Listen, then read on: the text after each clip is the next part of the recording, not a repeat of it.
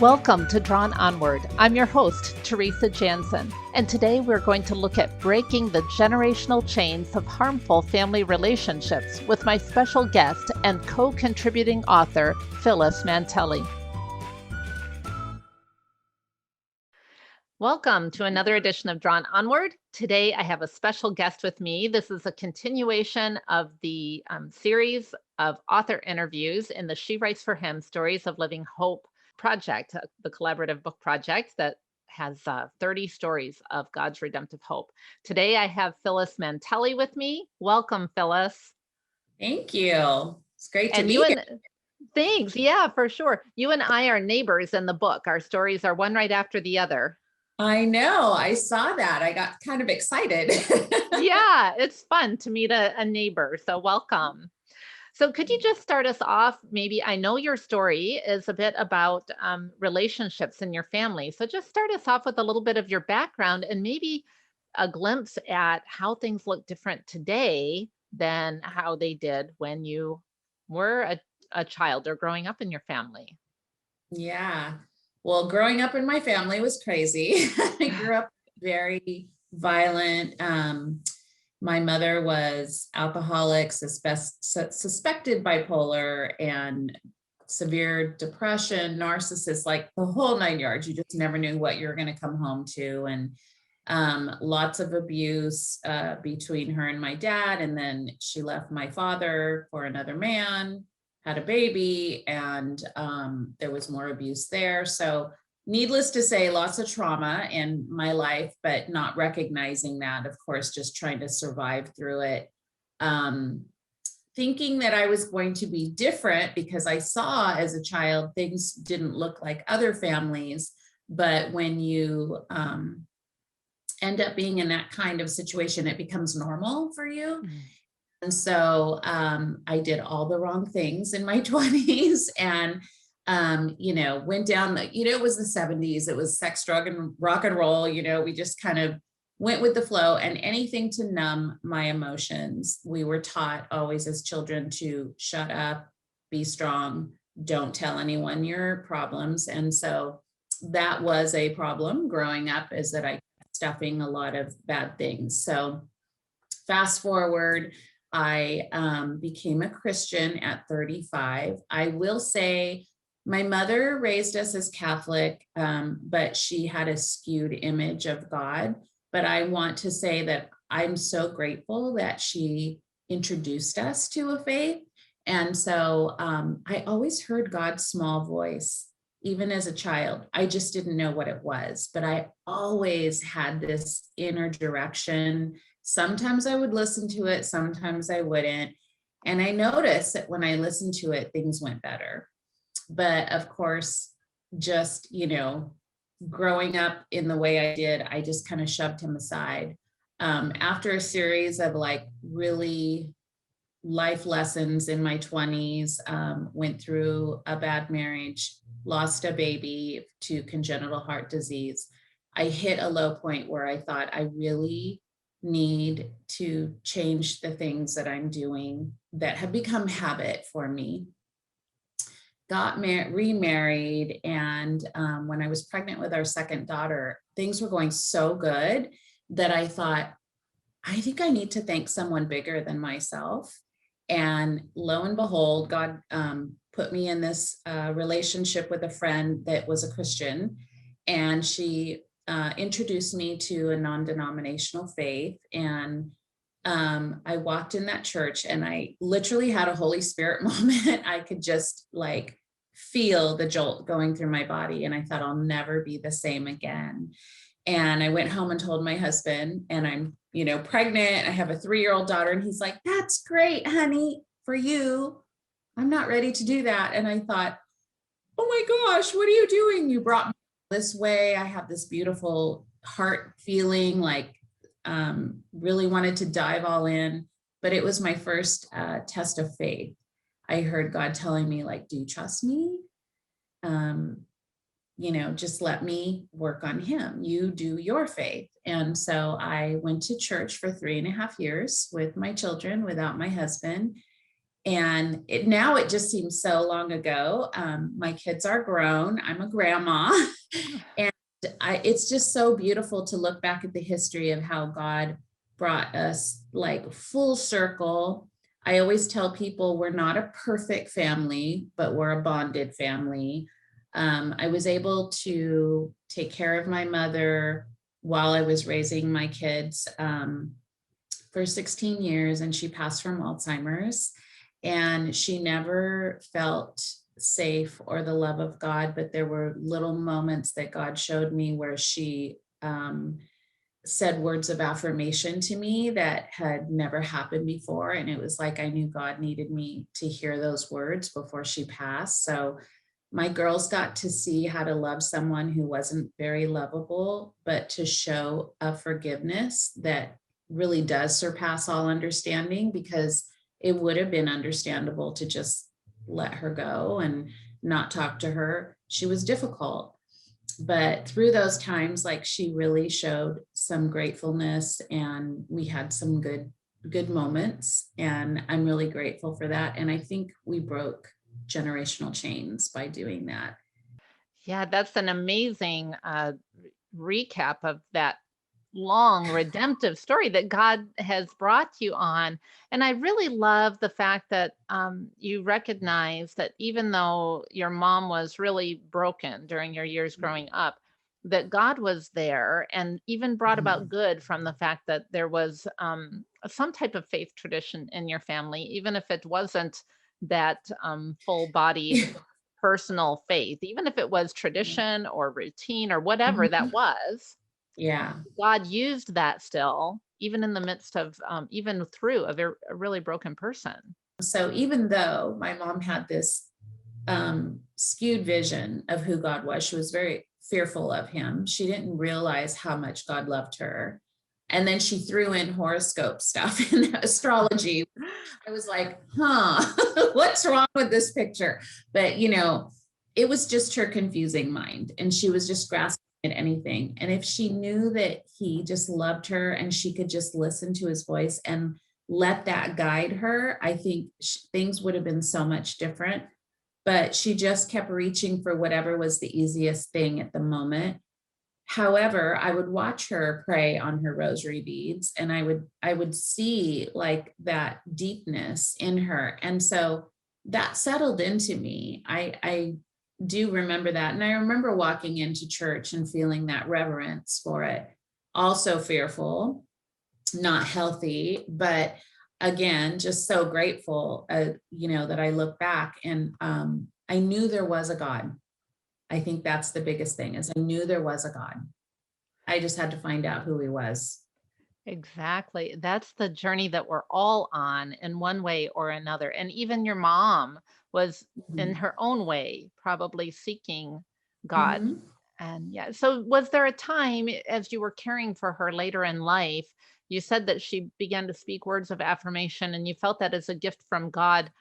Um, was there a change in your relationship with her as she progressed through her illness too?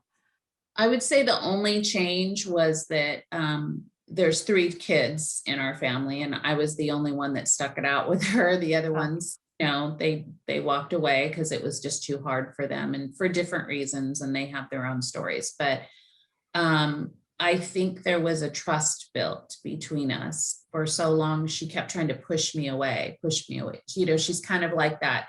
I love you, but go away. I love you, but go away. She couldn't, I always tell everyone she loved me this much, but she needed to love me this much. It was just so hard for her to go outside those perimeters. And through the journey, there were those moments where one particular one where she had very infected legs. And so a visiting nurse showed me how to glove up, soak her feet.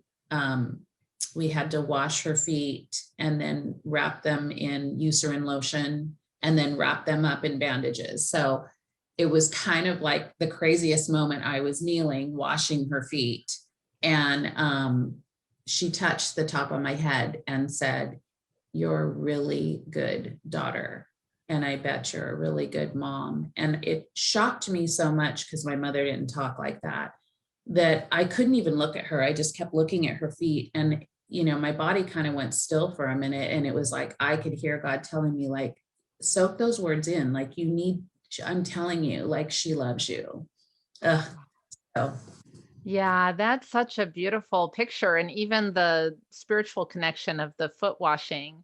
And right. you had It said that wasn't really lost on me. right. Yeah. Yeah, that's amazing. And God Mhm. had really brought you to the point of being able to love your mom even without necessarily having much love in return. But that I see Mhm. that gift that you talk about, that he gave you those precious words, even if they were few and even if they were late. That Yeah. was God It ministering meant to a you. lot. Yeah. Yeah. It Yeah. fed my soul, and I knew my mom does love me a lot. And so she is appreciative. It was just so hard for her to say that. But one thing I want to do is, like, if you are having a difficult relationship like that with your mom or your dad, is to go back, because when I realized that she had been abused as a child, it made so much more sense to me. And that's why I was on a journey to break that generational chain. And that's what I love helping other women with, is in the coaching part, is letting them know, like, this isn't about you. This goes on way, way back. And so we're the ones responsible for breaking that chain and, like, not letting that happen anymore.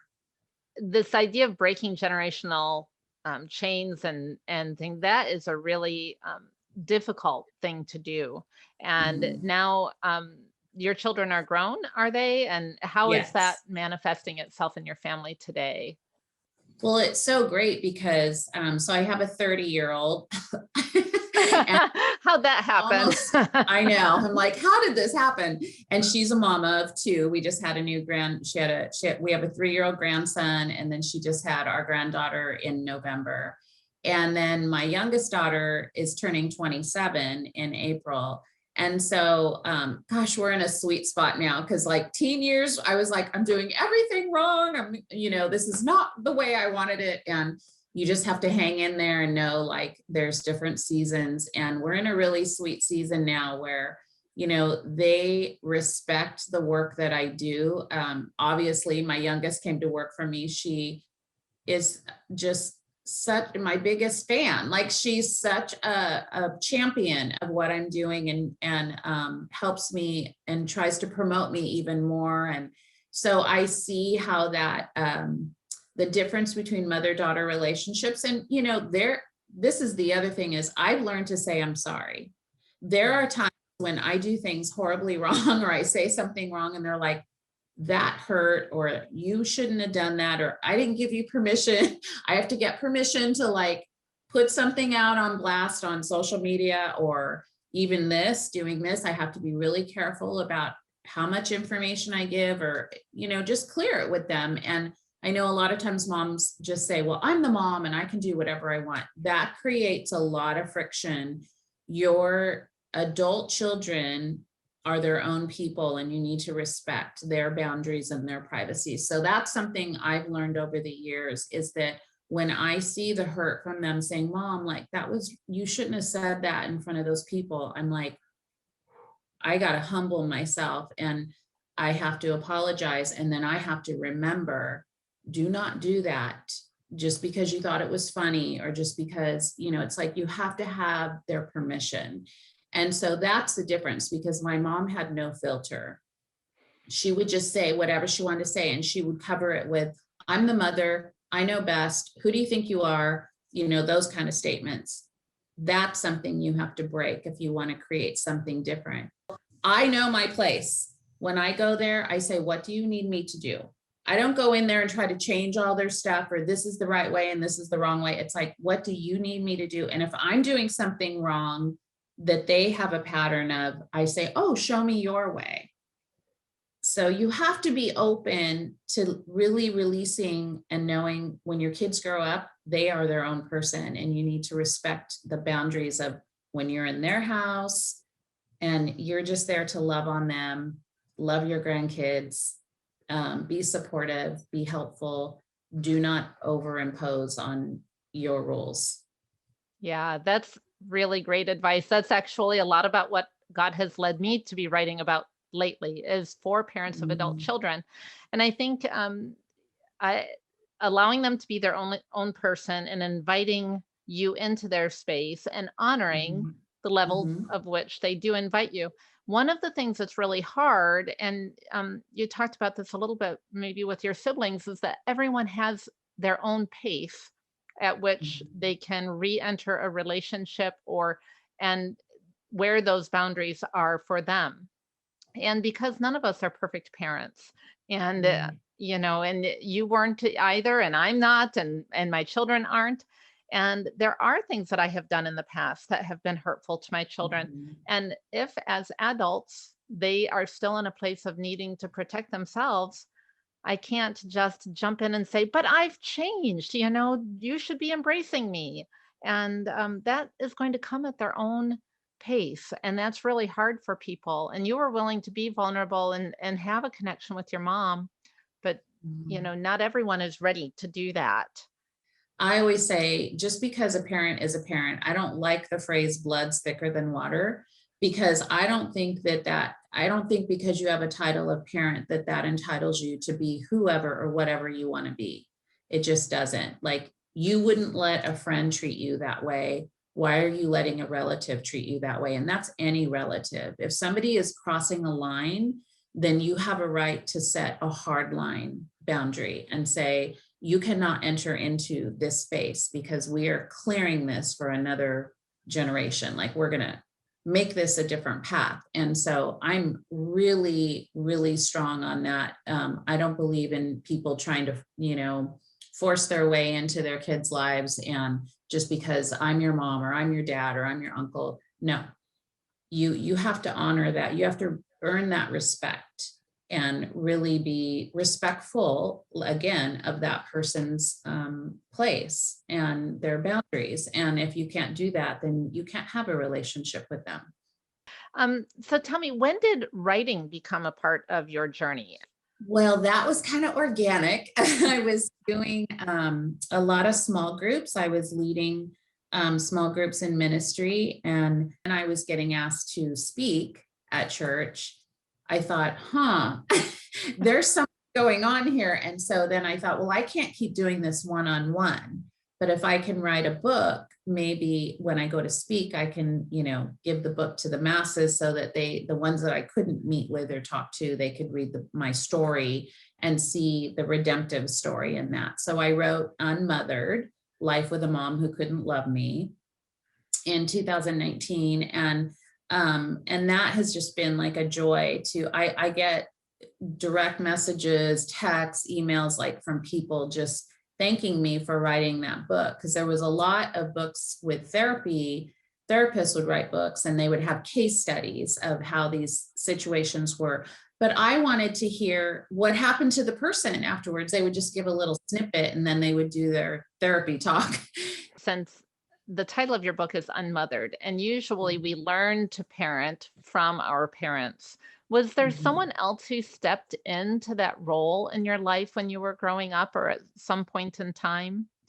Yeah, such a good question, because that's in one of the life lessons, is finding good mama mentors. And so there were several women that came alongside me as I was growing up, but the one person that really helped me when my daughter was born was my mother-in-law at the time. She's still in our life now. We call her Grammy.